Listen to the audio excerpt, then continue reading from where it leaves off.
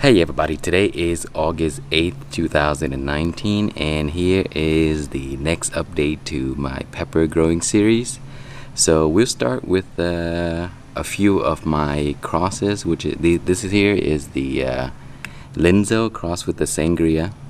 And as you can see, the container is very small and the plant is growing fine, producing lots of fruits. So this variety is very, very unique. It can grow as large as the space you will give it, and even in small space it'll produce a ton of fruits. And they're very nice and sweet and spicy, so very well-rounded variety to grow. And even in the heat of Texas at like 100 degrees Fahrenheit and sometimes more, it does just fine. It will produce fruits and get you lots of peppers. So let me show you a few more. Okay, and here is another one that I grew in a small cup right here. And as you can see, there are lots of peppers there. The plant is looking healthy, and many people wonder what these leaves were in the last video. These are not peppers. These are the bitter melon that I'm just messing around with. And I'm growing it in this little cup here, and it's crawling all over the pepper plant. So these are pretty invasive, so they usually like their own space, and if you grow it next to other plant, it'll crawl all over the other plants and it will suffocate it eventually. So as you can see, it's just crawling all over my peppers. So here are the fruits. These are the wild varieties, so they produce very small fruits. You can find these in Florida, in South America, and stuff like that. So they're like weeds in those areas. But anyway, that's what those are. These are my Lindo crossed with Sangria. They're really nice. So let me show you another one that is much, much larger. Okay, here it is. This is also the Lindo crossed with the Sangria. And look at it. It's loaded with fruits. So very nice and pretty pepper plant. It grows well in any condition. So many people live in places where it's really, really hot, and most of the super hots just cannot handle it, and it won't produce during the summer, and all of the flowers would just drop and drop and drop. And you may be wondering why. That's because of the extreme heat. It does cause the plant to stress, and it would drop a lot of flowers. So there are certain varieties that you can grow in hot climates and would do just fine. Those birds variety, the Tepin and Pekins and a bunch of other Thai varieties, they would do fine in super hot climate. So here it is. This is I think that's a 5-gallon container, and as you can see, it grows bigger as the container gets bigger. So lots of fruits. I mean, I can't even use all of this, so I keep picking and they just keep growing. And let me show you another one that's even larger if you give it more space. Okay, and here it is. This is the other one that I'm growing in my raised bed, and it will get bigger than this. It's still growing.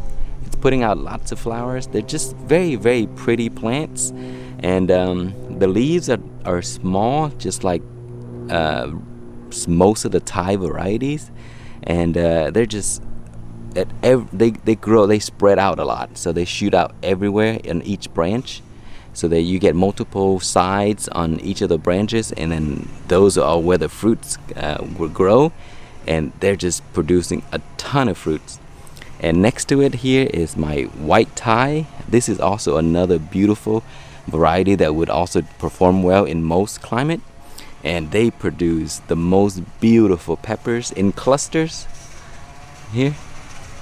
So they're very, very productive, and these also will get as big as the space you would give it.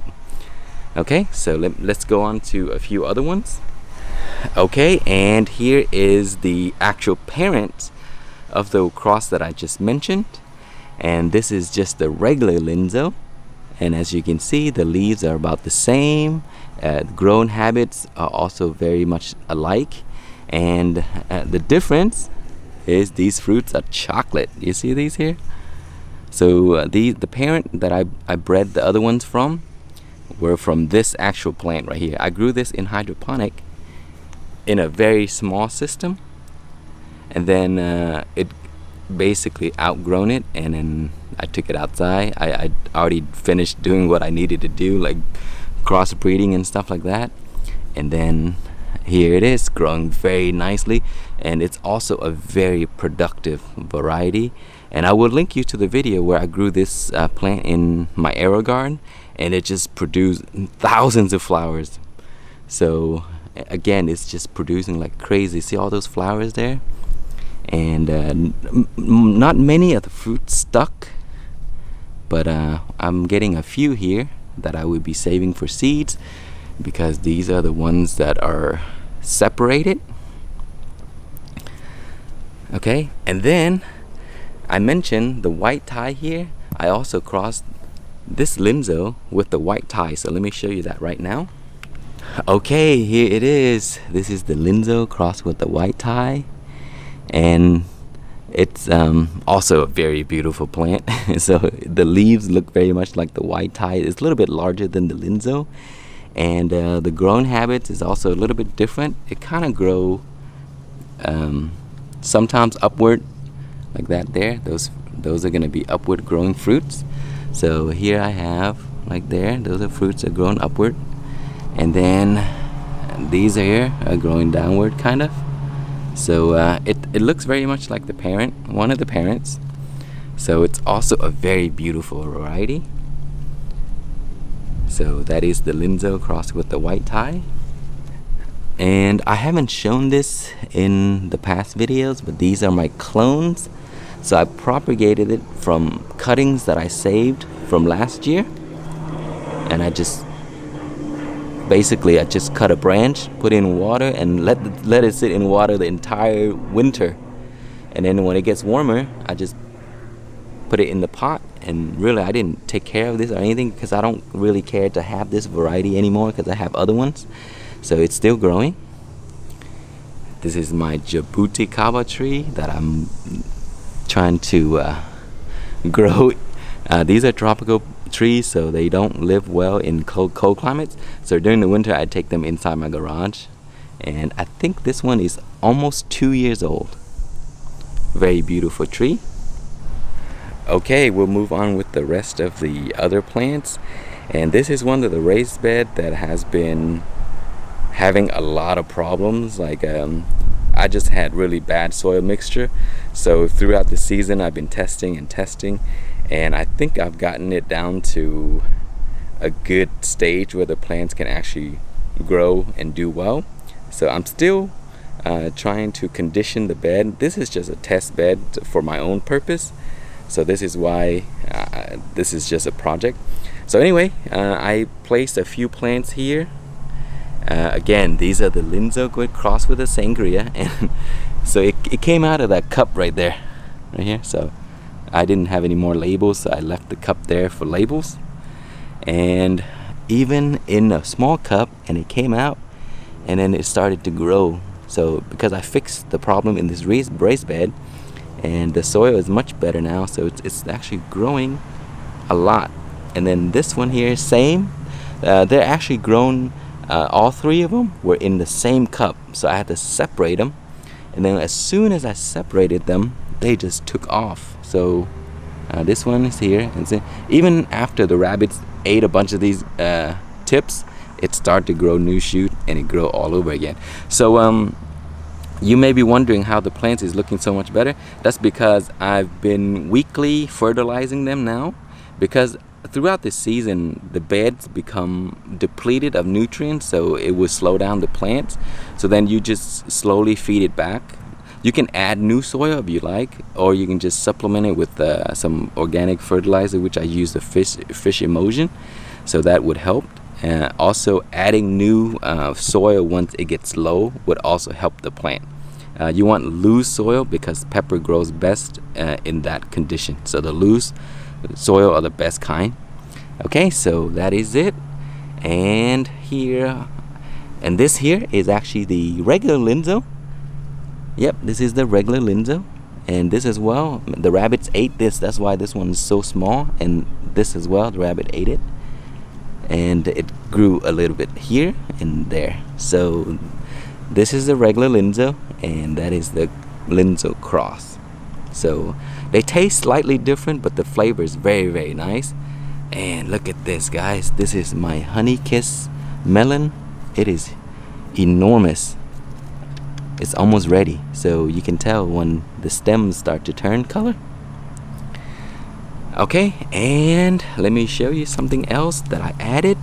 These two are reaper plants that I bought. Actually, this one here, $1.49 each. You cannot beat that price. You can grow the plant yourself, and it just won't even compare to the price. So sometimes I will buy plant because they're very, very cheap. And those are the white Thai there. And this one here is the oh man, I forgot what it is, but it's one of the purple variety. It's gonna produce very beautiful fruit, so I can't wait for those. I'll show you when they have some. And some white Thai over there. Okay, and back to the bed that I kind of showed you half of them earlier. Santaka, these are beautiful Japanese variety. It grows in cluster. They look very much like the bird's eye variety. So very nice. And those are the white ghost.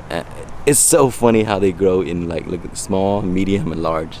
But I've started them in little cups, and they didn't grow at all because I didn't take care of them.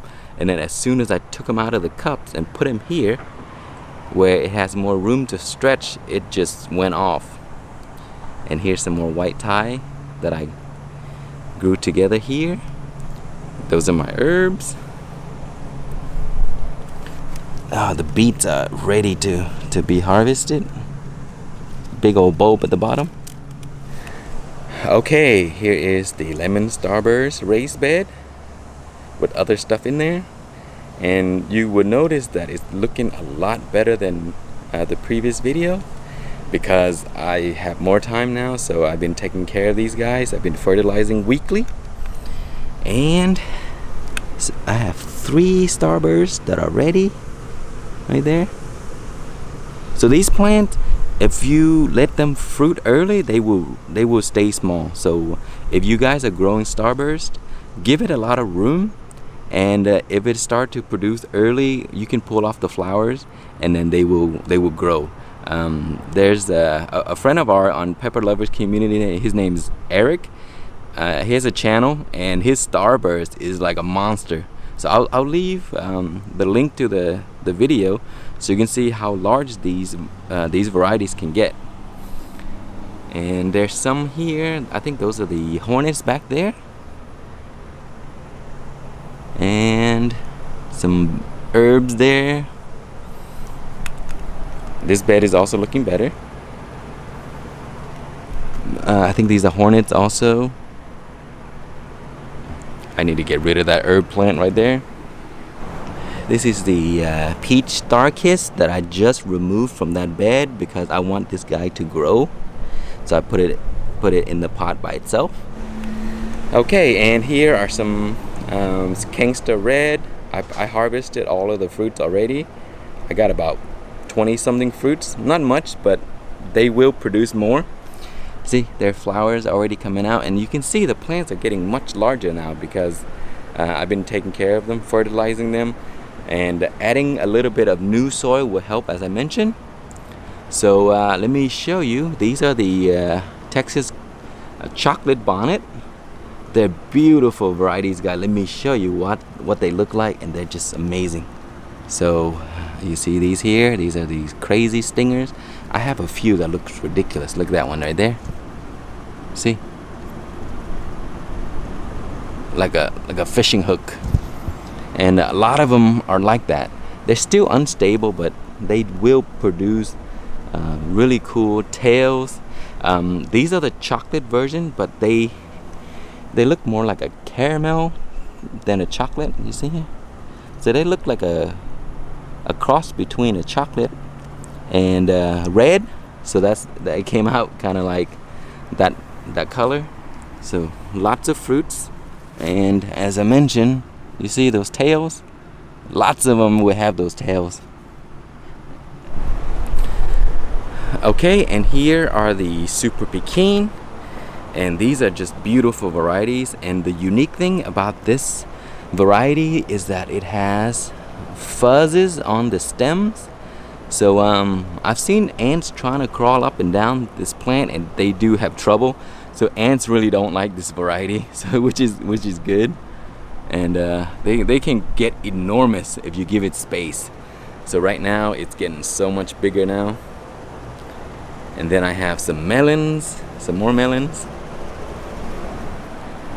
Okay, here I have some Sugar Rush Peach, Sweet Misery, and Orange Flame. So let me show you why I call them the Orange Flame. Because I have another version called the Torch, and it basically is the same variety except it's red. So if you flip the thing upside down, it looks like a flame. So they're very cool variety, beautiful color, produce lots and lots of fruits. They're just really tasty too. So they look really delicious to me, and they do taste really good. So a very heavy producer, good sized pots. They're quite large. And then Sugar Rush, they're just going nuts over there. Some of them get really big. And like these here, they get super big, but they're really tasty, really sweet. So if you like sweet peppers that are spicy, they're not really spicy, these are a good variety to grow. They're just fantastic peppers. They produce a ton, and they do well in heat. A little cooler climate would do just fine as well. You can make like really nice hot sauce with these guys. They're great as a base because the wall is really thick. They're really juicy pepper. So that's one of my favorite.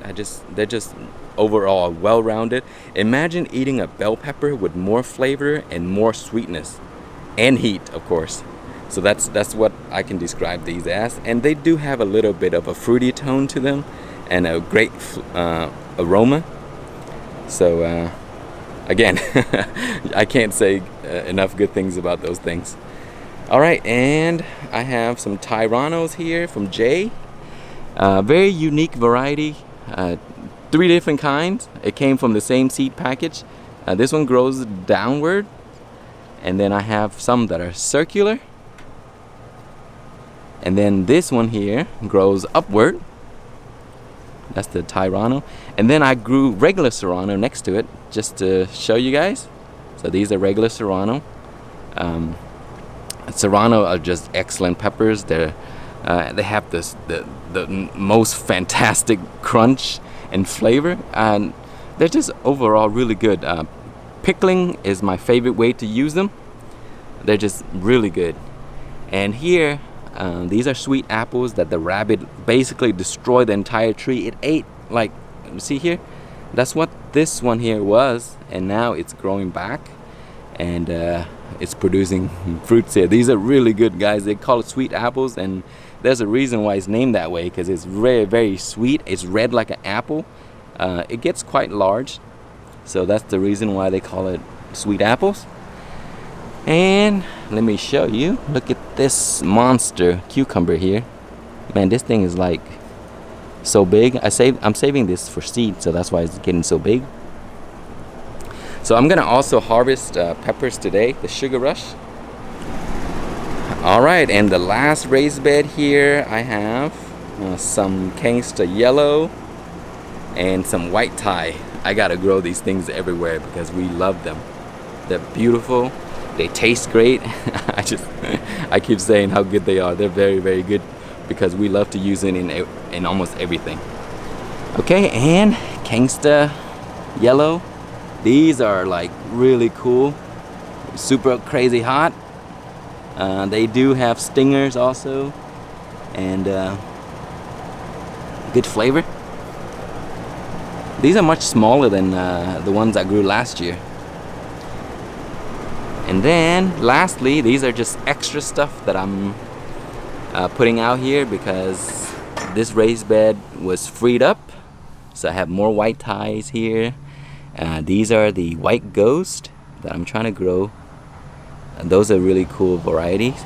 But that's it, guys. So you can see the difference if you go back to the last video, that the plants are getting much larger, much more greener, much fuller.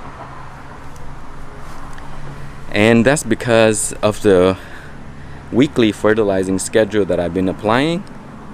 So if you see that your plants are not doing well, they look yellow, they're not growing as much, then give it a little fertilizer and watch for signs. And if it improved, then you know that is the reason. Then you can feed it on a weekly basis and it will grow. So you can compare it to the last video and you will see there's a huge difference. So that is it, guys. This is all for this update. So I'm gonna go ahead and harvest some sugar rush, and I will show you what they look like.